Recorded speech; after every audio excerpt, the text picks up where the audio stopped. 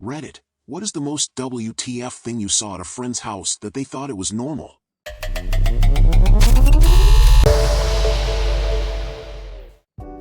"15 years ago, I visited a friend's house who lived in San Francisco around 3rd Street, bad neighborhood area. Upon entering, I passed by the kitchen. All 4 gas stove flames were in full blast, not cooking anything, no vent. You can literally see a big burn hole in the ceiling all the way through the 2nd floor room. His mom was upstairs, one of those rooms far away from the bottom floor kitchen, watching TV in full blast. Long story short, they are basically using their gas stove as a centralized heater for the whole house. I'm a certified fire safety director at my work. This almost gives me a heart attack. My house has a framed picture of John Cena in amongst our family photos. 3 litter boxes side by side, each one filled with pounds and pounds of old cat shit. They only had 1 cat, and just had multiple litter boxes so they could be lazy and go weeks without any cleaning.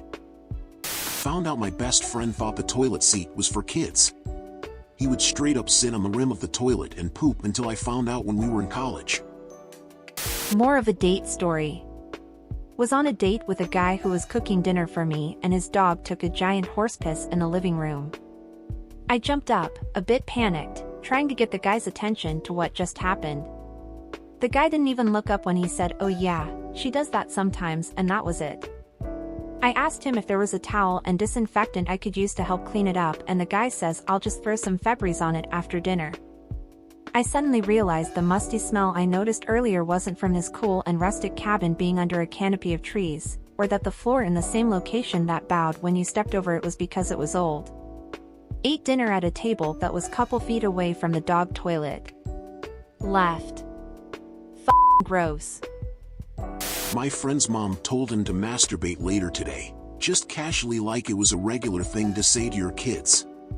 He was just like, "Yeah, sure."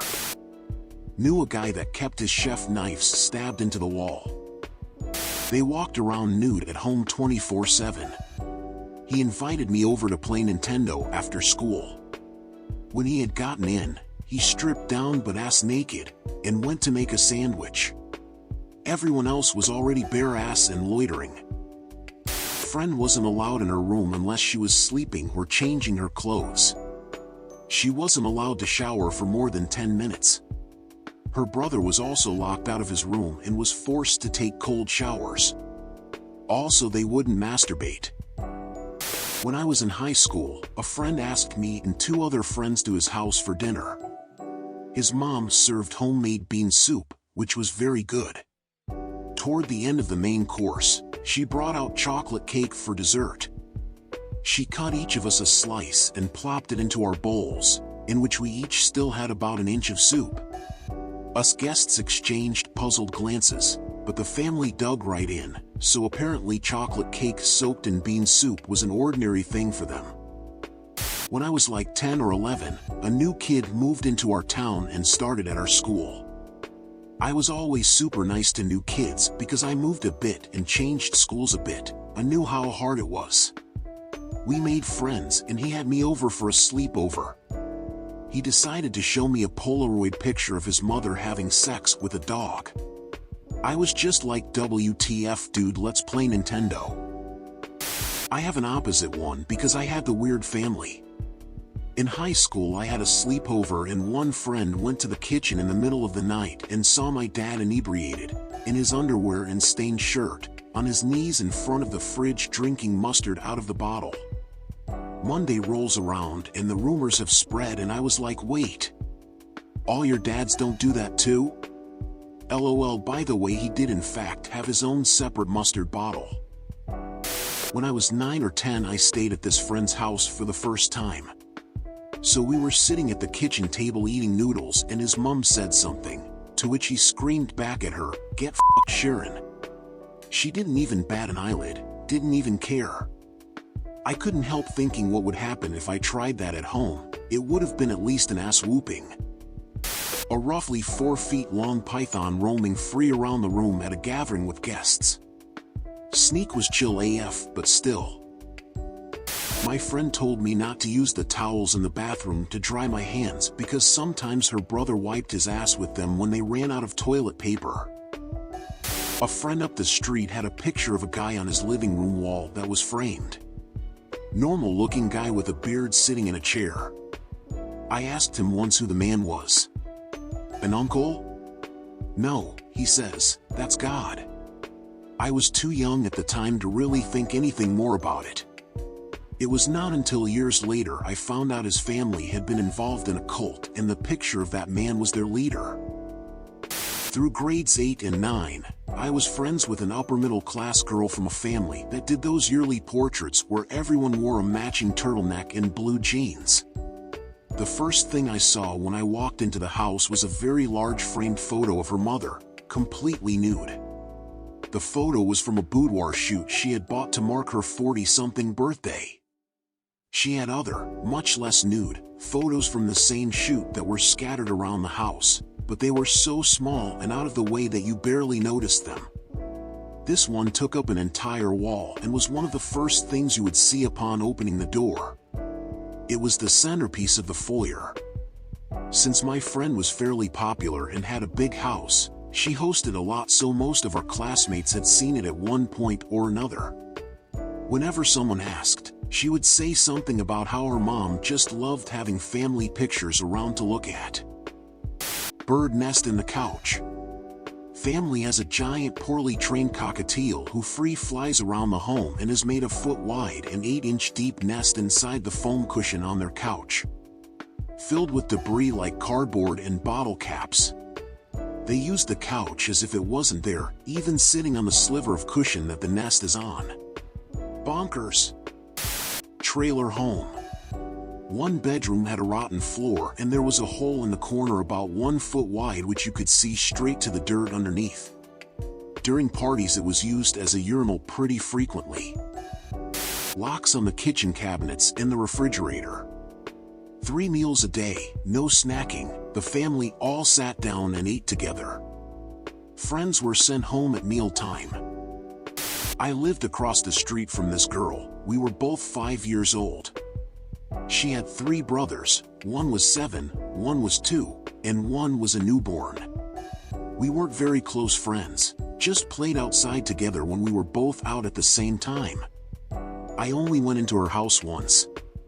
When we walked into the living room, her mom was breastfeeding her brother, the 7-year-old one. Even at age 5 I knew that was very, very strange, and I told her I had to go home. This was back in high school. My friend's older brother had slippers made from his beloved dead dog's hide with the fur still attached. I thought she was joking at first, but she was perfectly serious, and I realized that's exactly what they looked like. They were definitely not fake fur slippers. Hey guys! If you're enjoying this, consider giving us a like, subscribe to the channel and hit that notification bell to keep yourself updated with the craziest stories from the internet. Also, share it with a friend so you can all have a laugh. Share your stories in the comments, or your favorite story from this video. In grade 6, age 11 or 12, I went for a sleepover at my new friend's house. He and his family had just immigrated to Western Canada from Manchester or Bolton, England. They were what you might call working class. As soon as I get there, his toothy mother comes into his room with a pen and a f***ing notepad and casually asks us what we will have from the liquor store. We must have ordered about $50 worth of alcohol between us. That night we just got absolutely trashed on rum and cokes, playing Super Nintendo in his basement like it was completely normal. I remember jumping on the trampoline at probably 2 or 3 in the morning while his father BBQ'd sausages for us to eat. His parents otherwise sat in their living room smoking and watching TV all night without a care in the world for the stumbling preteens downstairs. At regular intervals his mother would come down with snacks and treats as we damn near stayed up until dawn laughing and horsing around having the time of our lives. I was looking at a house. It had an unfinished basement. Went down to check it out. Room was probably 18 by 20. Washer and dryer against wall by the furnace. Cement floor. In the center, where there would normally be a drain in the floor, sat a toilet, all by itself, with a roll of toilet paper sitting on the floor beside it. Biggest bathroom ever. I had a friend who, instead of washing the dishes after a meal, he just put them straight back in the cupboard. I thought his parents would freak out, but it turns out it was just something they did in their house. Whenever I went over, I always made sure to eat beforehand. In college, I had a friend that lived with his grandparents when he went to school. Before they'd let him leave the house, his grandmother would say, "Nothing good happens after midnight," and he would have to repeat it. If I was there, I would also have to repeat the phrase. I slept over a friend's house in grade school one time.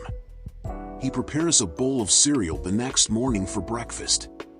Not thinking anything of my behavior, I didn't finish the milk. I just never used to. I don't know. He was like, "You gonna finish that?" I said, "Oh, I don't think so." "Does that matter?" He panicked. Absolutely panicked. I think he put it down the toilet before his parents came back into the room. I don't know what the rules were in the house, exactly, but finish your milk or die would be my guess based on his reaction. I still feel bad about it. I was like 8 and didn't think. One time when I was a child, my friend's mom served us canned chicken noodle soup. She then proceeded to place a scoop of vanilla ice cream into my friend's bowl to cool it down. They both acted like this was normal. When asked if I wanted ice cream in my soup, I declined. I had an acquaintance in middle school that I spent the night with one time. We went down for breakfast and the family was starting to sit down at the table.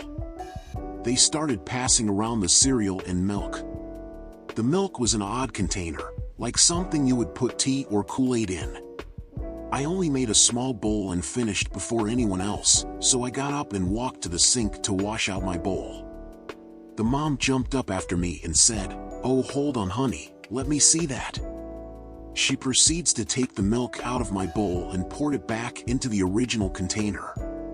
They reused the milk that was left over in the bottom of the cereal bowl. I basically ate cereal out of the whole family's mouth. I was visiting my buddy when we wanted to pull an all-night playing Black Ops 2.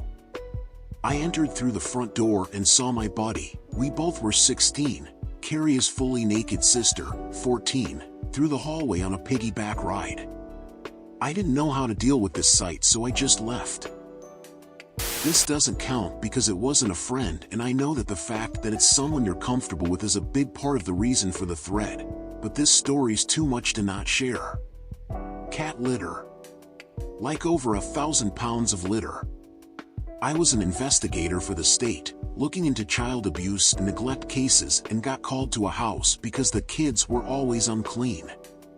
I went to the house completely expecting to just have to give the same old hygiene speech, and assess the situation for hazards around the house. The instant I walked into the place, I was hit in the face with the horrid smell of ammonia. I've had cats my whole life, so I immediately knew where that smell came from. Cat piss can be used as a weapon. It really is the most intense smelling liquid I've ever encountered. Immediately I start looking around for the source of the smell, but it was coming from everywhere. No direction smelled worse, or better, no matter where I walked in the house. That's when I looked up and noticed the ceiling of their TV room was sagging and wet. It looked like it could cave in. I asked if they were having any roof issues, and they said no. We were on the first floor, and there was a floor above us, so I figured the roof wasn't the culprit. I asked to go upstairs and they said, "Oh, you don't want to go up there, that's the cat box." I walked upstairs and went to open the door to the room above the TV room, and the door was hard to push open, like I was opening it onto the beach. I pushed harder and was hit with a wall of moist air and flies. Cat litter, used cat litter, was everywhere. All over the floor, bags and bags of litter dumped straight onto the ground. They used that room as the cat box.